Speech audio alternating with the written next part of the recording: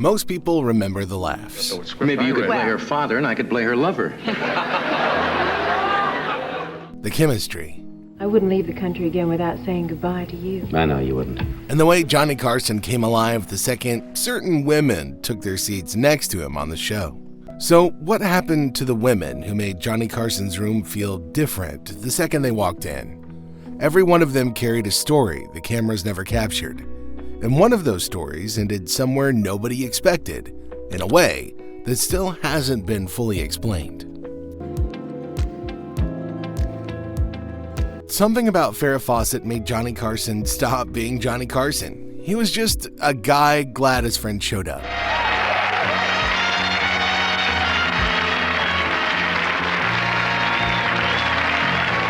He never treated her like a star. He treated her like someone he was genuinely glad to see. Hello. You are a bowl of cream. Yes. Thank you. Yeah. I'm very happy to be here with you. I know Nice. you've done this show before. Yes. Johnny had seen every kind of Hollywood entrance there was, but this one never came swinging. It just settled in. Now I know that because now I'll be walking along and I'll hear footsteps running behind me. It doesn't even have to be after me. It could be after a dog or after something. And I kind of now turn and look around because, yes, I was very frightened. I hardly think if you hear footsteps behind you, they're after a dog. Once in a while, the emotional side to their relationship would show. We're actually devastated. I mean, that the condition these women were in, their mental condition, you know, their physical condition. I mean, some of them had no teeth. Some of them were deaf because of being hit in the head so many times. And Johnny knew exactly how to handle her. You know, it has to be awful is that living day to day with the terror of the unknown. The fear, when it's going to happen. Not knowing when it's going to happen. And also loving the man, wondering at what point in the relationship did I continue to love him and he want to start hitting me and abusing me? Johnny never hid how he felt about her work.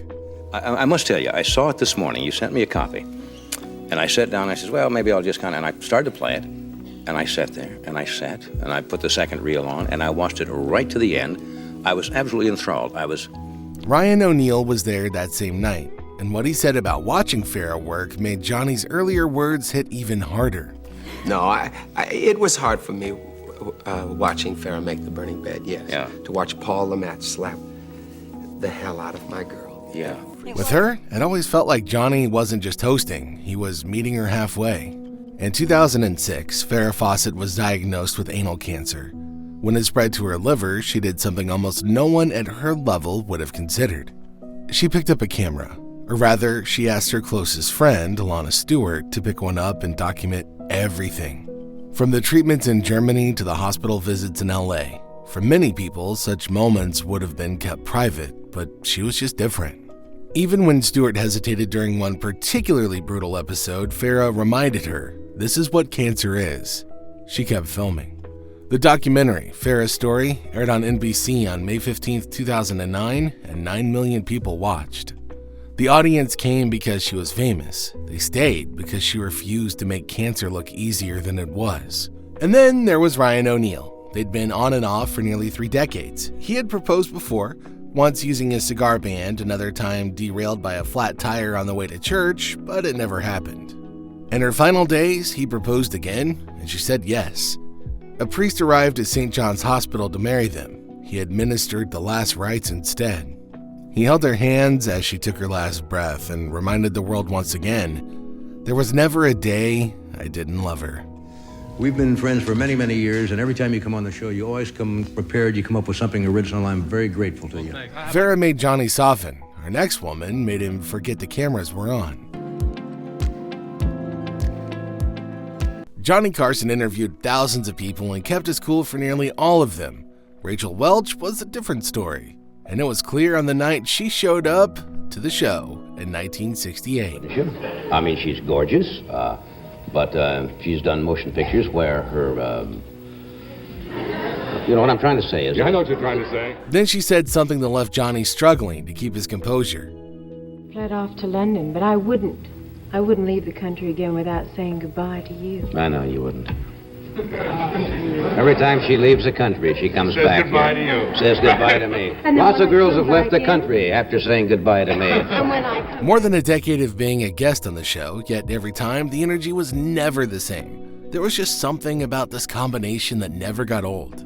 But there was one subject Welch kept coming back to across every interview. Not because she liked talking about it. Not anymore. In the beginning, I used to get a little bit perturbed because it seemed to, I don't know, there seemed to be a stereotyped idea of what a sex symbol was, sort of vapid and not too bright and not with much ability. That was 1968. 20 years later, the story hadn't changed. Yeah, there's like a lot of things that can go wrong if you're, considered a glamour puss or a sex symbol and all that. I mean, it's like you can never live it down. I mean, it was taking me this long to get rid of 1 million years BC. I can't wait when that plays on cable, I'm right there. The image was a cage she had spent her entire career picking the lock on. And the way she finally broke it open, nobody in that studio expected it. She took a role most actresses at her level would have gladly passed on. A terminally ill woman on a hospital respirator. And she didn't just research it from a script. I went over to the Sinai Hospital in New York City one time to meet some patients, and I wanted to be incognito, so I sort of put on a pair of glasses and a gray sweatsuit and combed my hair all down sort of into my face and wanted to be incognito. And she was sure her strategy would work.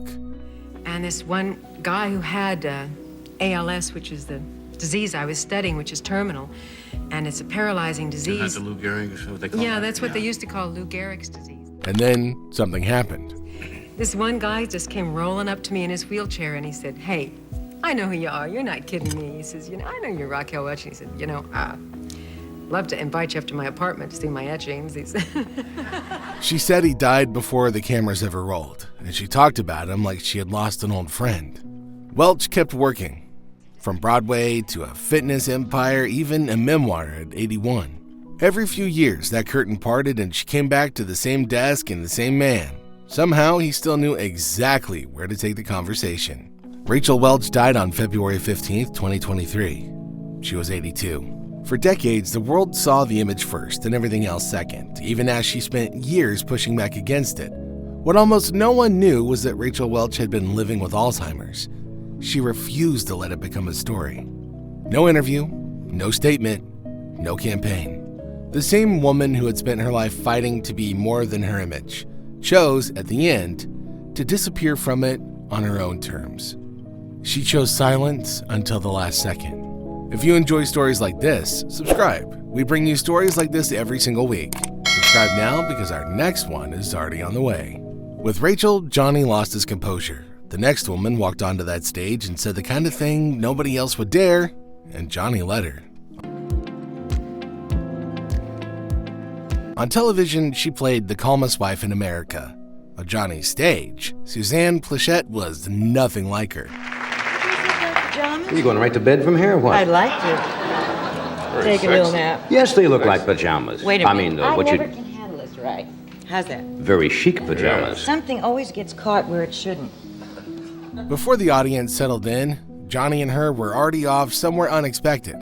And I had to do this nude scene. I mean, I was covered. I had, how do you do it neatly? I had pasties and little briefs.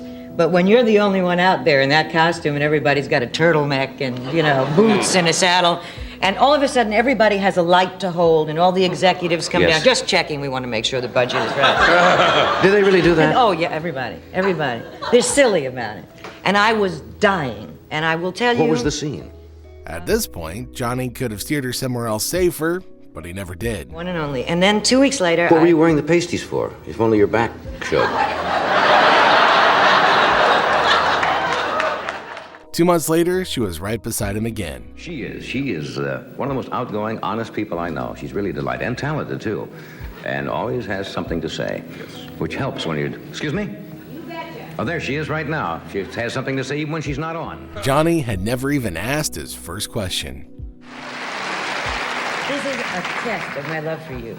What is I went a to the test? dentist today, and Novocaine, and I feel like Planet of the Apes. Yeah, can you see? That was her in 1974. 8 years later, she came back to that same desk, and Johnny got to see a different side of her. Yeah. He got a 6-foot Christmas tree all decorated, and he put it in the hotel room so I wouldn't feel deprived. And we left it up till we left at the end of February. Their conversation could switch within a second, but the chemistry would remain. The Bob Newhart show ran for 6 seasons, and Suzanne kept coming back to that desk for nearly 3 decades. I cannot live my life for my craft. What makes it rich and makes it able to give something back is having a life. Yeah, the close friendships. Yeah. When it comes right down to it, are more important than anything. Yeah, I don't want to live anywhere else for a very long period of time. In August 2006, her agent announced that she was being treated for lung cancer. She'd smoked heavily for most of her adult life. She arrived at a Bob Newhart reunion the following year in a wheelchair, but her wit was still intact. My tits are great. And those of you who can't see it, just step around. And I'm extremely, extremely rich. Suzanne died on January 19th, 2008. She was 70 years old.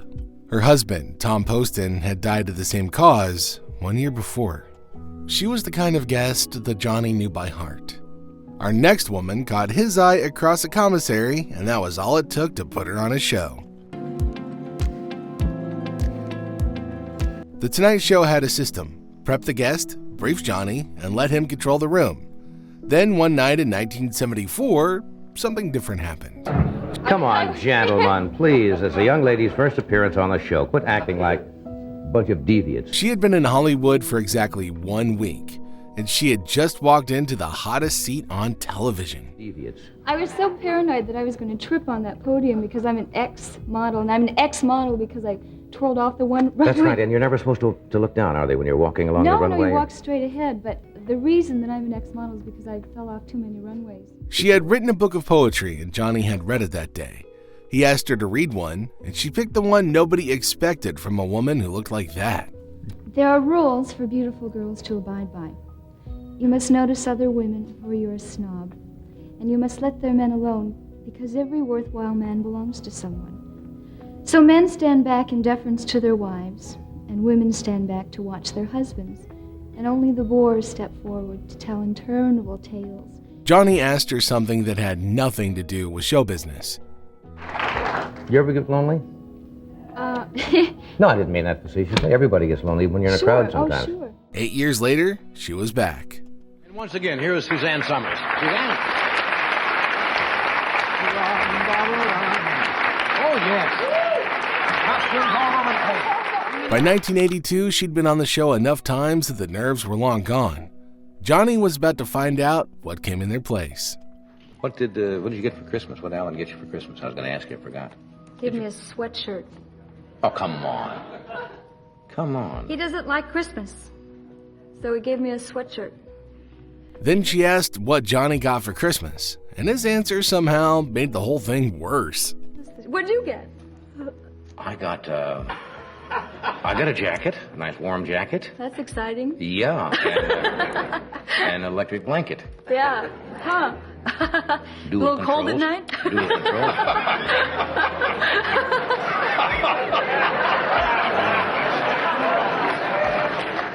Yeah.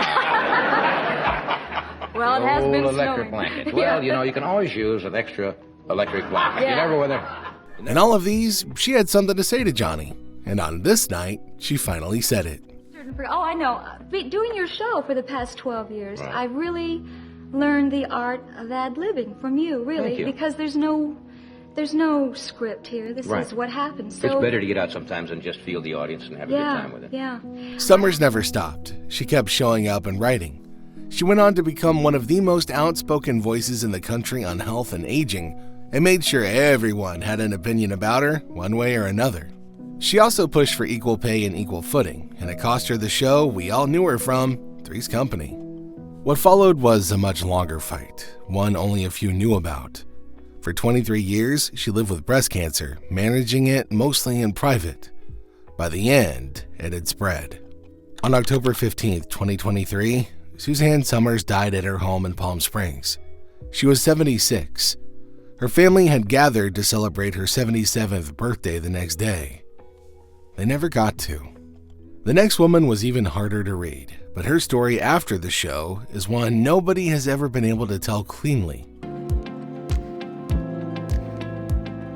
In 1967, she was still a newcomer, but Johnny was already treating her like someone he'd known forever. She's a new young actress. Would you welcome Carol Wayne? Carol?